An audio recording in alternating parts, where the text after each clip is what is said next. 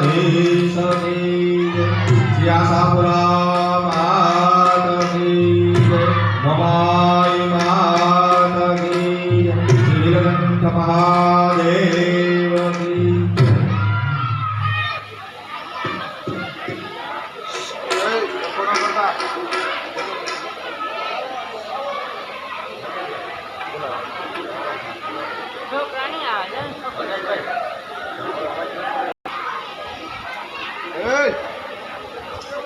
સરસ્વતી નદીનો કિનારો છે.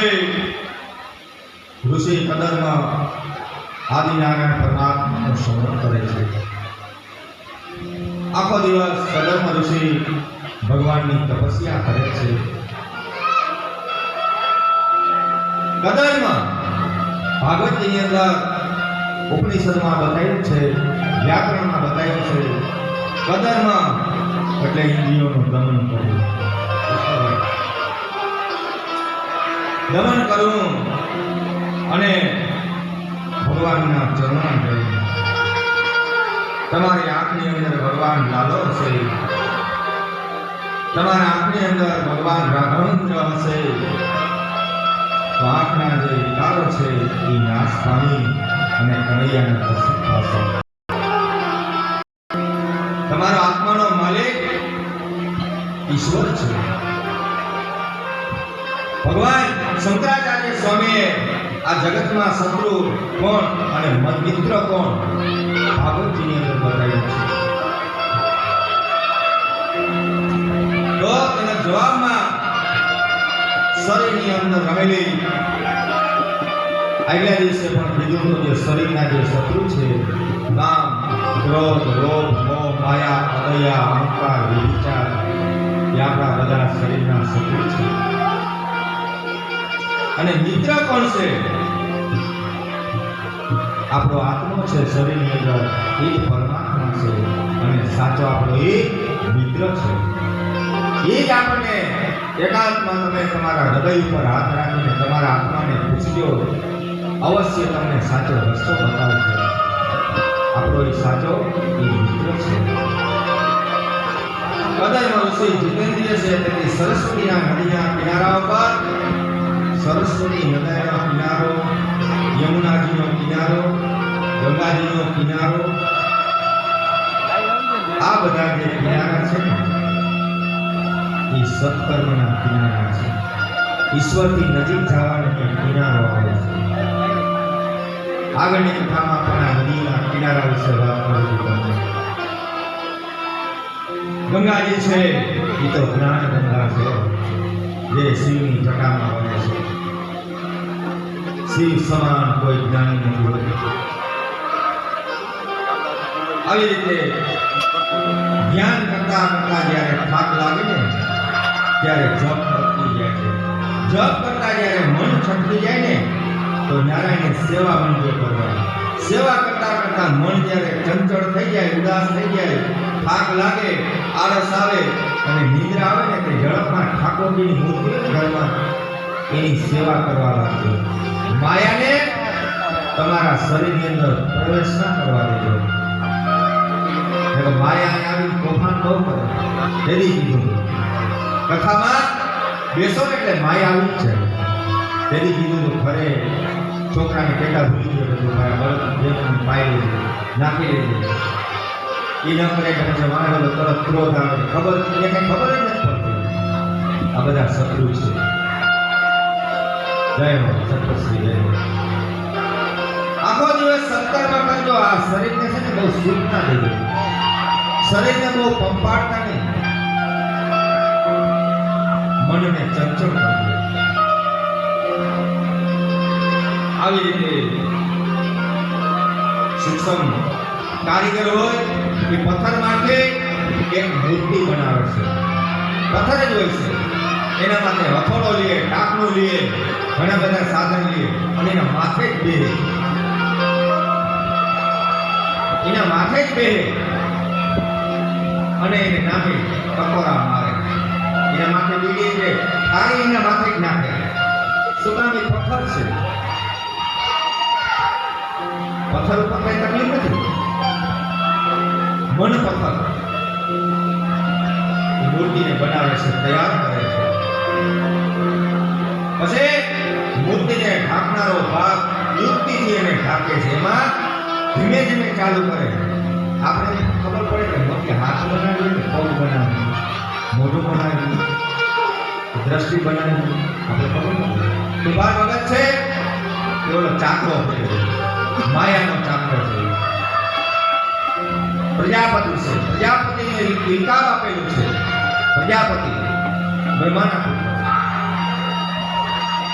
ચાકરાને પ્રથમ માયાને ફેરવે હોય, પછી એને ગાળો કરે, એના ઉપર પીંડો મેલે અને તમારે નક્કી કરી લેવાનું પહેલા એના ઉપર શિવલિંગ બનાવે, શિવની લિંગ બનાવે.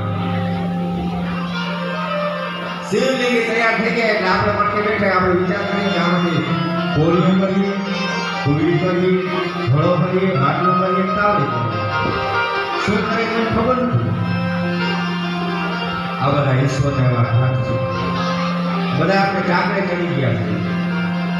હું બનું એ તો ઈશ્વર નક્કી કરે છે. પણ જેવો તમારો ભાવ હશે, જેવો તમારામાં ઈશ્વર પ્રત્યે ભાવ, પ્રેમ, લાગણી, એનું ફળ અવશ્ય મળે છે. આવી રીતે ગુરુના દર્શન પછી જેને ભગવાનના દર્શન થઈ જાય, જેને નારાયણના દર્શન થઈ જાય, પછીના જગતમાં આ બધી લુપ્ત વસ્તુ માગવાની શું જરૂર છે? સાક્ષાત નારાયણ હોય, જેના દર્શન થયા હોય પછી જગતમાં મિથ્યા લાગે છે. વિચાર કરજો, આ બધું શૂન્ય છે. શૂન્યમાંથી સર્જન થયું છે અને એક દિવસ પાછું બધું શૂન્યમાં સમાઈ જવાનું. એક દિવસ આ બધા સંતાનીઓ પાયખના છે, પાછળ તમને પગે લઈ જાય છે. આઈની માયા. બ્રહ્માજીને 84 લાખ જે જીવને ઉત્પન્ન કર્યા છે, એ જીવ બધા ચક્રમાં ફરે છે. પણ એમાંથી કોઈ ભગવાન લાડીલા ભક્ત હોય અને જે મોક્ષ ગતિને પામી ગયો ને, એને પછી આ જન્મ મરણના ચક્રમાં આવવું પડતું એને મોક્ષ કહેવાય. આપણે ઘણા બધા મૃત્યુ પામી જાય, વાતમાં કહે એને મોક્ષ મળી ગયો, એને ગતિ મળી ગઈ. ગતિ મેળવવી ભાઈ બહુ મુશ્કેલ છે.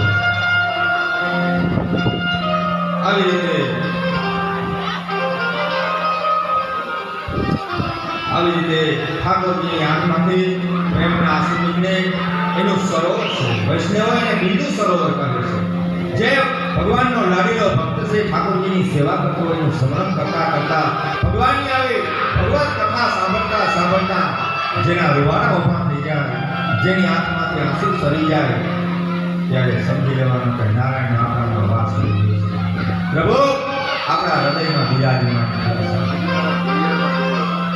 ભગવાનની ભક્તિ એવી કરી કે કોઈ જાતનું શરમ નહીં, કોઈ જાતનો ધર્મ નહીં, કોઈ જાતની માયાનો સ્પર્શ નહીં. સમાજથી દરેક ભક્તિ કરી ન શકે. હે પ્રભુ, તમારા દર્શન પછી હવે શું માગવું? ભગવાનના દર્શન કર્યા પછી લૌકિક સુખની માગણી કરે ને, પિતા મૂર્ખ કહેવાય. પણ બ્રહ્માજી આજ્ઞા કરી છે, તેમની લગ્ન કરવાની ઈચ્છા છે, મારે લગ્ન કરવું છે. પણ મનમાં એવી ભાવના છે કે ઘરમાં જ સત્સંગ મળે, ઈશ્વરનો સંગ. ભગવાન અધર્મ ઋષિ માગતા નથી, પણ સત્સંગ માગે છે, સત્સંગ માગે છે. હે પરમાત્મા, મને એવો સંગ આપો કે જેથી મારો સત્સંગ થાય. ઘણા મનુષ્ય કથા ઉપર વિચાર કરતા હોય કે કદરમાં આવા ઋષિ અને સ્ત્રીની કેમ માગણી કરે છે? પણ ઘણી નારી શક્તિઓએ આ પુરુષોને કાઢ્યા છે. નારી શક્તિ બહુ આગળ છે.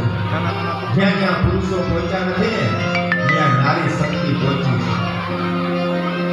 શક્તિનું પ્રતીક છે. વિચાર કરજો, રૂપાદે માલદે લઈ લો.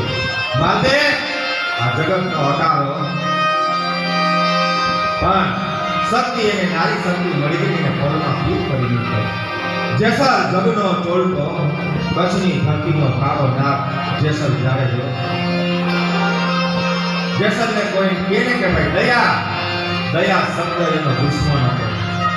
દયા તોરલે તેનું માથું ઉતારી લેતો પણ તોરલે આમ ફીંગડી પકડી નાવમાં આ કાંઠે બીજા આ કાંઠે ઉતાર્યો ને એને કોલમાં પીર કરીને તો આ નારી શક્તિ છે. જેસલે કીધું, હે જેસલ, ક્યાં ભાવથી તું મને લઈ ગયા છો? નાવડીમાં ઉતરીને કહ્યું કે તો મારી માં છે, માના ભાવથી હું મને લઈ ગયા છું. કઈ તોરલે કીધું કે હે જેસલ, જે તારામાં પ્રેવડો હોય ને આ તારી નાવની હાલત ડોલક થઈ રહી છે, સમુદ્રના મોજા ઉછળી રહ્યા છે. જેસલે કીધું કે તોરલ મને બચાવ, તારે નહીં તારી તલવારની ઝાંખી મોજાને રોકી લે. તું કહે કે હું શક્તિશાળી છું, હું કચ્છની ધરતીને ધ્રુજાવું છું, હું જેસલ જાડેજો છું, આ દરિયાના મોજાને રોકી લે. તારે નહીં, હું જેસલ, મારું મોત પાણીમાં ન હોય, મારું મોત પાણી છાપવું, સૂર્ય સામે મારું મોત હોય. તોરલ, આ હું નુગરો નથી. કઈ તોરલે જા કયો તો તારા પાપ છે એનો બધાનો આજથી પ્રગટ કરી દે, તારા પાપનો પ્રકાશ કરી દે, એટલે તારી નાવડીનો ગુડવા નહીં જાવ. જા. આવી રીતે પાપ તારો પ્રકાશ જાણે જા, ધર્મ તારો સંભાળ રે, તારી નાવડીને બુડવા નહીં દઉં, તારી નાવડીને બુડવા નહીં દઉં. જાડે જાડે એમ તોરલ કે છે જી. તોરલ કોઈ સામાન્ય શક્તિ નથી, પણ ઇન્દ્ર લોકની અવસ્થા છે, ગંધર્વોની અવસ્થા છે. તોરલે આ પૃથ્વી ઉપર 3 નરને તારવા માટે આ પૃથ્વી પર અવતાર લીધો હતો. તોરલ એ તો એક શક્તિ હતી. હવે અનેક જગ્યાએ આ શક્તિ વચ્ચે કામ કર્યું છે, જ્યાં પુરુષો પહોંચ્યા નથી. એટલા માટે કદમ ઋષિ ભગવાન પાસે માગે, હે પરમાત્મા, મને એવી નારી શક્તિ આપો કે મારું જીવન ધન્ય બની જાય. આવી રીતે ભગવાનને જે 3 પ્રકાર હોય છે તેમાંથી યુદ્ધ કરવું સારું અને પછી મુક્તિની ઈચ્છા રાખવી. નારાયણ કહેવા લાગ્યા કે 2 દિવસ પછી મનુ મહારાજ તમારા પાસે આવશે અને પોતાની પુત્રી દેવહૂતિ તમને આપશે. દેવહૂતિ ખૂબ સુંદર અને સુશીલ નારી છે. તે કન્યા સાથે તમે લગ્ન કરો. તમારો રસ્તાશ્રમ જગતને આદર્શ બતાવશે. હું તમારે ત્યાં પુત્ર રૂપે અવતરણ કરું છું. ભગવાને કીધું છે. કેટલી તપસ્યા કરી છે, વિચાર ન કરો. ભાગવતની અંદર બતાવ્યું આ સંતો ઋષિઓ મુનિએ જંગલની અંદર કેટલી ભગવાનની ભક્તિ કરી હશે કે જ્યાં ત્રિલોકનો નાથ નારાયણ આજે આને દીકરા થઈને આવે છે. આપણે બધી રોગાઈ કરતા નથી, ખાલી ઝાંખીએ કરતા નથી. સુમા એટલો આપણો પ્રેમ નથી, એટલી ભક્તિ નથી, એટલો ભાવ નથી, એટલો હૃદય આપણો કમળ નથી, આપણો અંદર સ્વચ્છ નથી. નારાયણ આવતા નથી. નારાયણ માટે તો આ હૃદય ભગવાનને બહુ ચોખ્ખું બનાવવું પડે. આવી ભગવત કથાઓ સાંભળીએ કર્ણ દ્વારા. આપણા કાંચનના ફળિયા છે, કંકોત્રીમાં લખ્યું હોય કે રસપાન કરવા પધારજો. કથારૂપી કથાનું રસપાન. ભગવાને ખાલી સીધા કરી દીધાનો કર કાનના ફળિયા હું કામ કે આજુબાજુમાંથી ક્યાંય કથાનો અવાજ જરા આપણા કાનમાં પડી જાય, કાને આમ ખેંચે છે અવાજ એ પડી જાય. કાન દ્વારા આપણા હૃદયમાં ભગવાનનું સ્મરણ થાય તો અવશ્ય મનયો પધારે છે. આવી રીતે આશીર્વાદ આપે નારાયણ અંતર ધ્યાન થઈ ગયા. પતિ પત્ની પવિત્ર જીવન કાઢે તો ભગવાનને પણ પુત્ર થઈને આવવાની ઈચ્છા થાય છે. મનુ મહારાજ ચિંતામાં બેઠા. ત્યાં દેવર્ષિ નારદી પધારે છે. તેમની ચિંતાનું કારણ પૂછતા દેવર્ષિ નારદી કહેવા લાગ્યા કે તમે તમારી પુત્રી દેવહૂતિનું લગ્ન કદર્મ ઋષિ સાથે કરો. આ બ્રાહ્મણો સત્ય અને સનાતન રસ્તો જે બતાવે ને એને ભૂદેવ કહેવાય. આપણા યાદવ કુળની અંદર ખબર હોય તો પહેલાના જમાનામાં ગોરબાપા ચૂંદડીને શ્રીફળ લઈને જાય અને જ્યાં એ ચૂંદડી શ્રીફળ બતાવી આવે ને ત્યાં આપણી દીકરીનું પાકું. પણ સોએ તમે એનો સીલો રાખ્યો છે યાદવ. હજી ગોરબાપા લગ્ન લઈને જાય ને આ સીલો તેદીનો એનો ચાલુ છે. નારદજીએ કીધું આ તારી પુત્રે કદરમાં ઋષિ સાથે પરણાવ.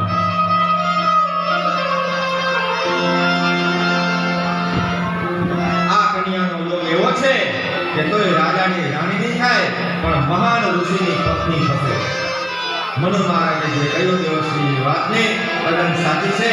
આનો જન્મ રાજમહેલમાં થયો છે પણ તેને રાજમહેલા મારી દીકરીને ગમતો નથી.